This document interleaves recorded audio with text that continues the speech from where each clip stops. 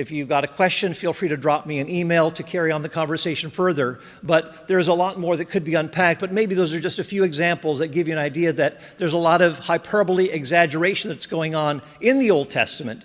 And that's just part of the way things were in the ancient Near East, where people say, we turned them to ash. There were no survivors. Only Pharaoh was left and so forth. So that's a little bit of the, just a little example of how that works. I'll turn it over to you again. Thank you, Dr. Copan, for jumping in. By the way, as Dr. Copan notes also in Is God a Moral Monster, that passage in Deuteronomy 7 where he says, wipe everybody out. The very next verse says, and then don't intermarry with them. And you're scratching your head going, how can you intermarry with people you just wiped out?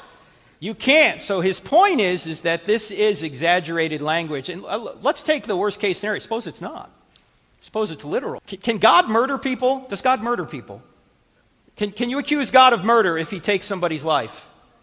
No, God is the author of life. He can end life whenever he wants. And if Christianity's true, people don't die, they just change location. They go from this life to the next life, and it's up to God when that happens. But you need to read, Is God a Moral Monster? And Is God a Vindictive Bully? So he goes into a lot more than that.